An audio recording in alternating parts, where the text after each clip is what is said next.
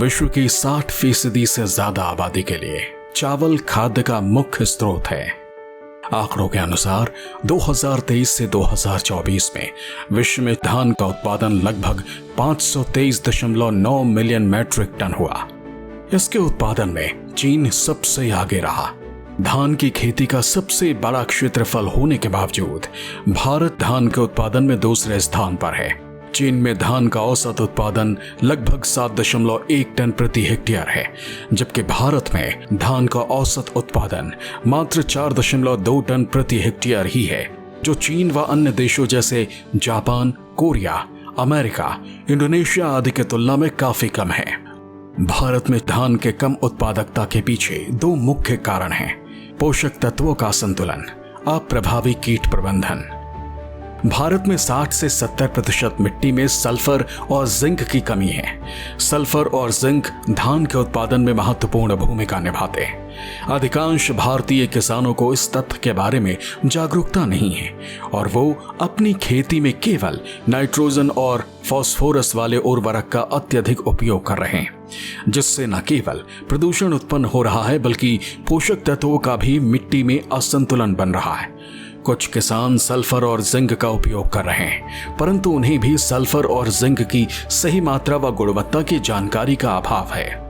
किसान धान की फसल को सबसे ज्यादा हानि पहुंचाने वाले कीट तना छेदक का भी उचित प्रबंधन नहीं कर पा रहे हैं। वो आज भी तना छेदक की रोकथाम के लिए सख्त दानेदार कीटनाशकों का पिछले कई वर्षों से उपयोग कर रहे हैं, जो ना तो मिट्टी की संरचना के लिए अच्छे हैं और ना ही पर्यावरण के लिए। इस समस्या के समाधान के लिए SML लिमिटेड ने दुनिया का पहला पेटेंट उत्पाद इमारा लॉन्च किया है, जो कीटनाशक और 2 पोषक तत्वों का संयोजन है। इमारा अन्य सभी उपलब्ध दानेदार कीटनाशकों से 3 प्रकार से अलग है। इमारा WG फॉर्मुलेशन उत्पाद है, जो अत्यधिक घुलनशील होने के कारण पौधों की जड़ों द्वारा त्वरित अवशोषित कर लिया जाता है। इमारा कम विषाक्त नीले त्रिभुज वाला कीटनाशक है, जो अन्य दानेदार कीटनाशकों के तुलना में मिट्टी और पर्यावरण के लिए सुरक्षित है। इमारा में कीटनाशक के साथ साथ 70% सल्फर और 13% जिंक ऑक्साइड भी है। इमारा में उपलब्ध सल्फर मिट्टी का pH मान कम करता है, जिसके कारण नाइट्रोजन, फास्फोरस, जिंक आदि अन्य पोषक तत्वों का अवशोषण बढ़ जाता है। इमारा में उपलब्ध जिंक ऑक्साइड फसल में जिंक की आवश्यकता को पूरा करता है। जिंक सल्फेट की तुलना में जिंक ऑक्साइड अधिक उत्तम है, क्योंकि ये जिंक सल्फेट की तरह मिट्टी में मौजूद फॉस्फेटिक उर्वरक के साथ कोई प्रतिक्रिया नहीं करता है। जिंक की उपलब्धता के कारण इमारा फसल में रोग प्रतिरोधक क्षमता को बढ़ाता है। सल्फर की मौजूदगी के कारण इमारा धान की फसल में जड़ों की वृद्धि, कल्लों की संख्या बढ़ती है। इमारा अन्य कीटनाशकों के साथ मिलकर तना छेदक प्रबंधन में भी मदद करता है। धान की फसल में तना छेदक कीट प्रबंधन नर्सरी अवस्था से आरंभ किया जाना चाहिए। नर्सरी अवस्था में उपयुक्त कीटनाशक का चयन कर छिड़काव करें। तत्पश्चात इमारा का रोपाई के 15 से 20 दिन के बाद 4 किलो प्रति एकड़ की दर से उपयोग करें तथा 30 से 40 दिनों की अवस्था पर फिर से उपयुक्त कीटनाशक का चयन कर छिड़काव करें। इमारा से पहले मेरा गन्ना बिल्कुल खत्म हो चुका था, फिर मैंने इमारा डाली। 10 दिन के बाद गन्ना अंदर से बहुत अच्छा फूट के आया और रंग भी बहुत अच्छा हुआ, गन्ने की ग्रोथ भी अच्छी हुई।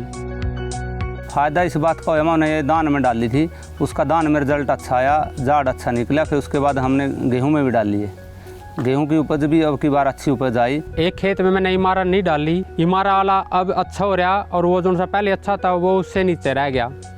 खेत बराबर है, पानी बराबर है, लेकिन इमारा का रिजल्ट बहुत अच्छा मिला है। उसके बाद बार बार कोई और दवाई डालने की ज़रूरत नहीं है।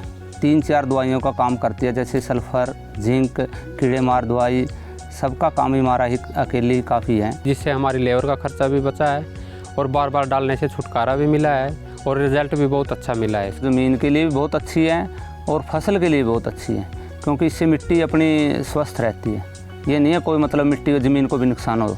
इस प्रकार इमारा फसल संरक्षण के साथ मिट्टी में सल्फर व जिंक जैसे पोषक तत्वों की आपूर्ति कर मृदा संरक्षण व पोषक तत्वों का संतुलन कर फसल में उच्च उत्पादन प्राप्त करने में महत्वपूर्ण भूमिका निभाता है।